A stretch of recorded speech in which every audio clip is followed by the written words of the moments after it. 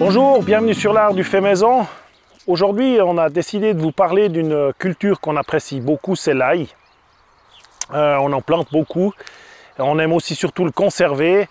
Et il y a quelques années en arrière, on est tombé par hasard sur une variété d'ail qui nous a poussé en fait à l'essayer et à remarquer qu'on est des vrais amoureux de cette culture. Par rapport à l'ail, j'ai longtemps pas vraiment compris. On parlait, il faut le planter l'automne, il faut le planter le printemps, il faut qu'il gèle, il ne faut pas qu'il gèle. En fait, au bout d'un moment, j'étais un petit peu perdu avec cette ail.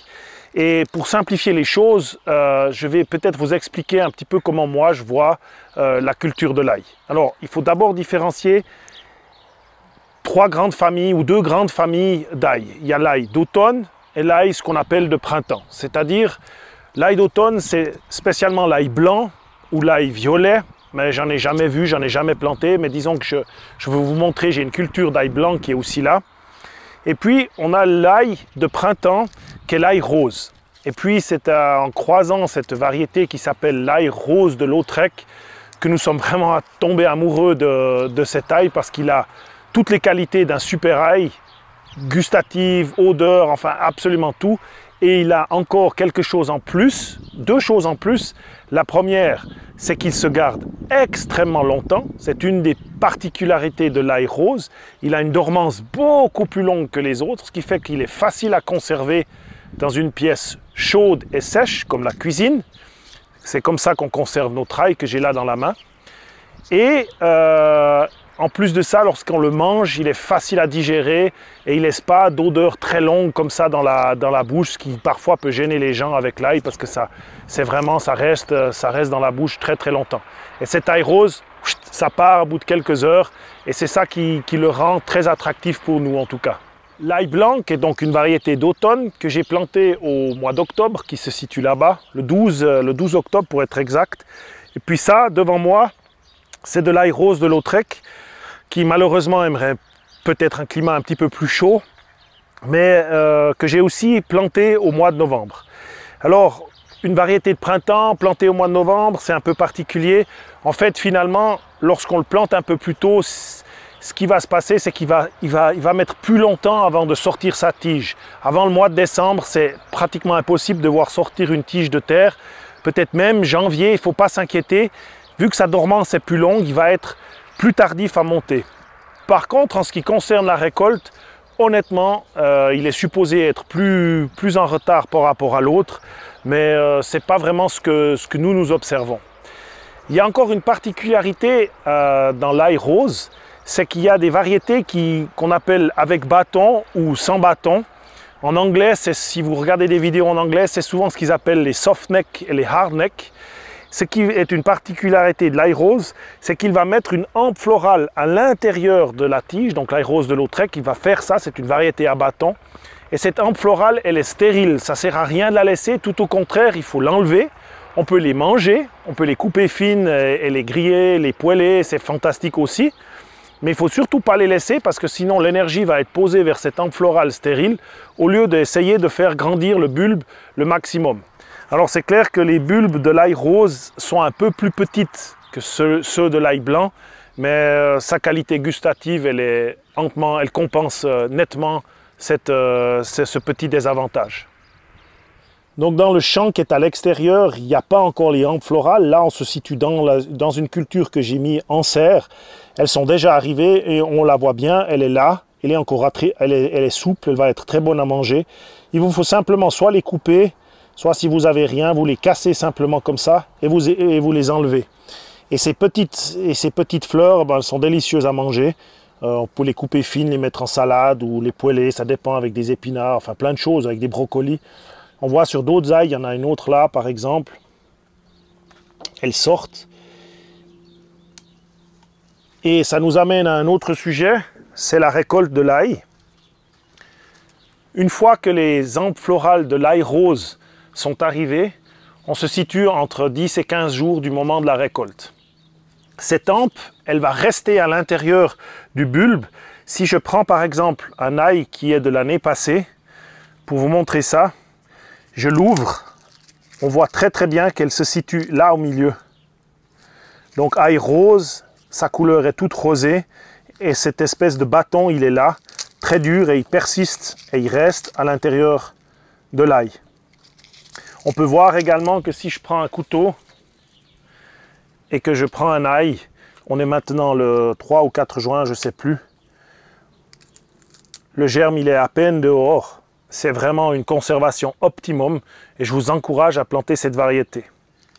La récolte de l'ail, elle va pratiquement toujours se faire en juillet. Là, c'est un peu tôt, mais je vais en récolter un pour vous montrer comment moi je procède directement lorsque l'on récolte. Et la question souvent qu'on me pose, c'est « Momi, il est prêt quand l'ail? Quand c'est qu'il est mûr ?» Alors, en ce qui concerne l'ail rose de Lautrec, on a pu voir que la différence entre cet ail blanc, il a déjà plus de feuilles qui jaunissent. Le premier signe, c'est ses hampes florales. On sait qu'une quinzaine de jours après, il va être mûr. Et l'autre signe, c'est qu'on a à peu près entre 3 et 5 feuilles qui commencent à être complètement mortes sur les côtés. Mais il reste toujours des feuilles vertes. L'ail ne doit pas être complètement sec avant d'être récolté. Et la raison, c'est que c'est pas grave dans le sens qui va être trop vieux. C'est dommage parce que vous aurez plus, au moment où il est tout sec, vous aurez plus l'enveloppe de protection qui va permettre une meilleure conservation. Vous aurez tous les cailleux qui sont complètement à l'air libre et vous allez avoir de la terre à l'intérieur et probablement un stockage qui va se faire plus difficilement. Si par exemple je prends un ail au sol, alors celui-ci c'est un ail blanc, il n'est pas prêt, on voit qu'il n'a pas encore gonflé et on est beaucoup trop tôt. Lorsqu'il va être mûr, il aura probablement 7 feuilles qui seront complètement jaunes, elles auront disparu et il restera peut-être les 3 dernières ici. Ce que je fais au moment où je récolte l'ail, c'est que pour que les bulbes soient propres et ça ne change rien pour sa conservation, je coupe immédiatement tous les poils. Alors on a des outils un peu spéciaux, on prend des couteaux pas dommages pour faire ça, puisqu'on est dans la terre. Je coupe directement comme ça et on prend justement les quelques dernières feuilles qui restent et on pèle l'ail et vous vous trouvez comme ça avec un bulbe parfait que vous pouvez commencer à mettre à sécher quelques heures au soleil, puis ensuite à l'ombre, à l'air, pour continuer le séchage de l'ail. Mais si vous récoltez de cette manière-là, vous aurez toujours des magnifiques bulbes. Celui-ci, on le mangera aujourd'hui, ça ira très très bien. C'est comme ça qu'on prépare chaque ail qu'on enlève du terrain, soit l'ail blanc, soit l'ail rose. Ça semble un petit peu de travail, mais je vous assure, vaut mieux le faire quand c'est frais, parce que ces peaux se pluchent extrêmement bien. Et c'est aussi l'avantage de le faire quand il vous reste quelques feuilles vertes, parce que vous pouvez le faire, vous pouvez enlever la couche de dessus. Au moment de la récolte, quand vous mettez les doigts dans la terre, vous pourrez simplement sentir les cailleux qui sont bombés, comme ceux que j'avais avant dans la main de l'ail rose, et ça va aussi indiquer qu'il est prêt. Donc c'est la période, c'est la quantité des feuilles et la grosseur des bulbes, et vous sentirez chaque cailleux, lorsque vous frotterez dans la terre avec le doigt, vous les verrez très très bien. Concernant les maladies sur l'ail, il y a vraiment 2 choses que nous on observe depuis les années qu'on cultive ça. Pour une, il n'y a pas grand chose à faire. C'est une maladie qui va se mettre sur les racines, sur la fin du bulbe. Et ça vient une espèce de mousse blanche. Elle a sûrement un nom spécifique. Je l'avais lu une fois, mais je ne l'ai pas retenu. Ça va détruire les racines de l'ail. Tout d'un coup, vous avez toutes les feuilles qui viennent jaunes, bien avant la période de récolte. L'ail se met à vaciller, vous le tirez, il vient directement dans vos mains. Et ça va rendre l'ail, ça ne va pas le rendre inconsommable. Vous pouvez le consommer en verre, vous enlevez tout ce qui n'est pas beau, vous pouvez tout de suite le manger, mais vous ne pouvez pas le sécher, le conserver, il va devenir noir, comme s'il avait cuit. Il est donc pas destiné à être conservé très longtemps, il faut tout de suite, assez rapidement le manger. La deuxième maladie qui vient facilement dans cette période de juin ou déjà même mai, mais ça c'est vraiment très tôt, mai, juin, c'est la rouille. Et cette rouille va toucher notamment le poireau, elle va toucher les feuilles, vous allez avoir des points roux sur les feuilles et cette maladie qui n'a pas d'effet sur le bulbe, ça ne va pas vous empêcher ni de le conserver, ni de le sécher, etc. Vous pourrez tout faire avec. La chose, c'est que cette maladie, elle va complètement arrêter la photosynthèse que peut faire l'ail et donc il ne va plus grossir. Très rapidement, elle va envahir toutes les feuilles et il n'y a pas vraiment de traitement très efficace. Par contre, nous, ce que nous avons fait, L'année passée notamment parce qu'on était nouveau attaqué par cette rouille, on a essayé de travailler, comme vous savez, mon épouse elle est aromathérapeute et donc on a essayé l'huile essentielle de Tanésie et malgré l'année catastrophique de l'année passée, on n'a pas été vraiment envahi par cette rouille et on a eu des beaux ail ou des beaux os, je crois qu'on dit encore, hein, AULX. Pour cette recette, elle avait utilisé 1 millilitre d'huile essentielle de Tanésie, 1 millilitre d'huile végétale. Elle avait mis quelques gouttes de savon noir dans 1 litre d'eau, bien secoué tout ça, et puis gicler l'ail et le poireau notamment avec ça, pour empêcher cette propagation. Ça a finalement assez bien fonctionné. Par contre, on n'a pas de retour sur beaucoup d'années, donc il faut prendre ça encore avec des pincettes, c'est quelque chose d'expérimental.